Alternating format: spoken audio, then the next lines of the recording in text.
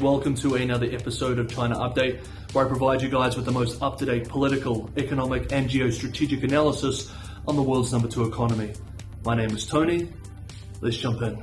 Okay, happy Tuesday everybody. The storm surrounding Taiwan, especially within the broader context of the US-China relationship, continues into this week. Speaking to US media over the weekend, the US ambassador to China expressed, quote, "We do not believe there should be a crisis in US-China relations over the peaceful visit of the Speaker of the House of Representatives to Taiwan.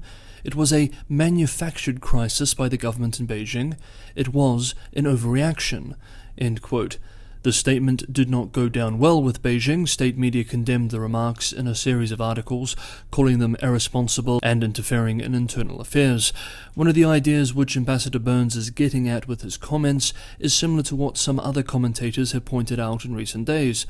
That is, that the Pelosi trip was not unprecedented.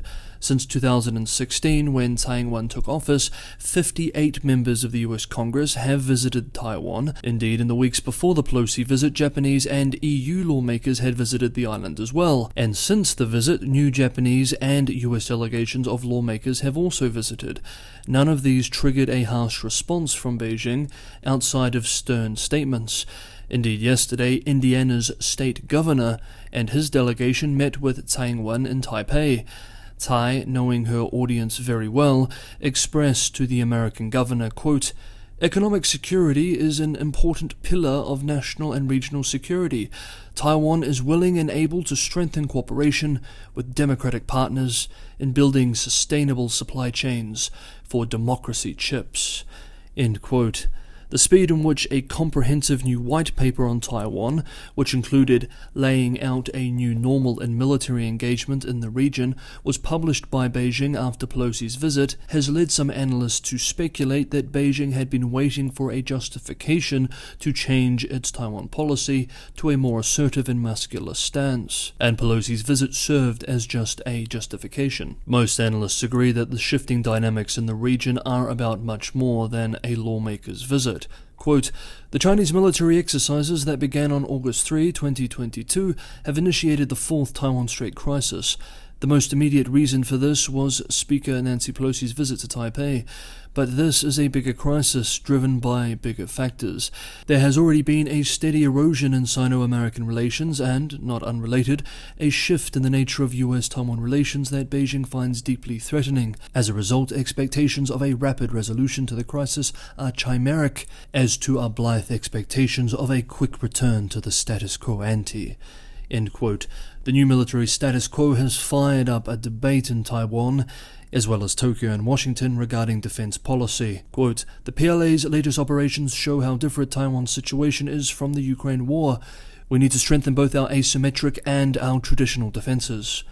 End quote. Yesterday, Monday, Taiwan's defense ministry said 4 Chinese aircraft crossed the median line of the Taiwan Strait. Meanwhile, according to Japanese outlet Nikkei Asia, back in April, China's State Council ordered a report on how Russian-style Western sanctions might impact China. Its conclusions reportedly, quote, "sent shockwaves through the State Council," end quote. The report, prepared by China's Ministry of Public Security and Ministry of State Security, said, quote, "If the US and allies move to slap sanctions, our country will return to a planned economy closed off to the world," end quote. And warns, quote, "There is a high risk of China facing a food crisis," end quote. The report concludes, conservatively, that the economic fallout from such a set of sanctions would likely surpass $2.6 trillion.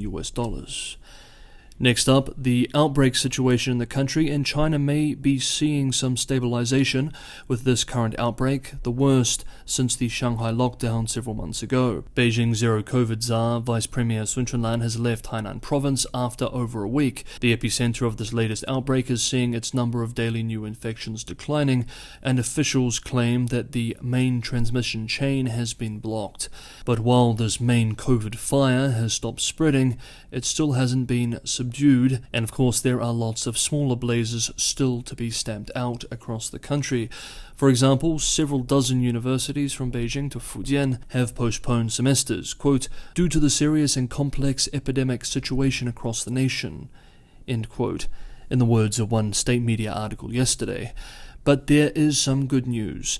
Zhejiang's Yiwu imposed a 3-day lockdown on August 11th, which was then extended in certain areas of the city, preventing businesses, manufacturing and logistics from functioning. These restrictions were then lifted on the 18th, and as of Sunday, the Sunday just been, according to local officials at least, over 98% of businesses have now resumed work. Another piece of good news is that Chinese embassies in several countries, including Canada and Nepal, have issued notices that some have waited years to hear. That is, that some students can now finally apply for X1 visas. The X1 is applicable to students who plan to study in China for more than 6 months. So basically degree programs, not short-term language exchanges. While this is a modest improvement, it is good news for the thousands of students who have been stuck outside of the country waiting to get back in. So this here is largely positive news. Unfortunately, the updates on the heat wave and drought situation across the country are not as positive. As we can see from this footage taken yesterday evening, power shortages are now even humbling proud Shanghai.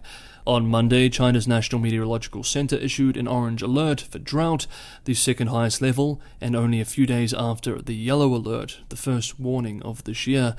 The center said that parts of Jiangsu, Anhui, Henan, Hubei, Zhejiang, Fujian, Jiangxi, Hunan, Guizhou, Chongqing, Sichuan, Shanxi, Gansu, and Tibet are experiencing moderate to severe droughts. Goldman Sachs Group warned in a research note yesterday that if the severe weather is prolonged, rice harvests will be at great risk. China's Agricultural Ministry warned over the weekend that the fall harvest is now, quote, a severe challenge. 6 areas, Sichuan, Chongqing, Hubei, Henan, Jiangxi, and Anhui, all suffering from drought as we just listed, accounted for almost half of China's rice output last year. And according to state media, in Henan alone, over 1 million hectares of crops have already been affected, and the situation continues to deteriorate.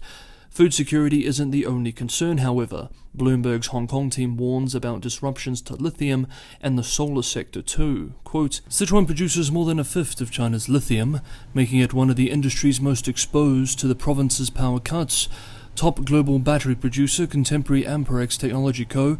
has already halted production there. About 15% of polysilicon used in solar panels comes from Sichuan. Prices for the material were already at a decade high on strong demand for clean energy. The extension of the electricity curves will reduce supply and probably offer more support to prices of both polysilicon and lithium. End quote. And the disruptions could be long-lasting, even if there is no further extension of power cuts from this Friday, something that is very much up in the air. Lithium producers will likely not be able to immediately resume full operational rates. For now, we join hundreds of millions of people in waiting and watching to see when the weather conditions will improve. As we discussed yesterday, if the heat eases this week, the damage to the economy and food security should remain modest. However, if it is not this week, the fallout will likely become much more serious. Hey guys, if you enjoyed today's episode of China Update, don't forget to hit the like button. And as always, anyone who wants to go the extra mile and help me keep China Update sustainable, continue making these episodes every day for you guys, Patreon and Buy Me a Coffee links are in the description below. Okay, that is today's episode of China Update. Thank you so much everybody for watching. Thank you for the ongoing support. And I will see you all tomorrow.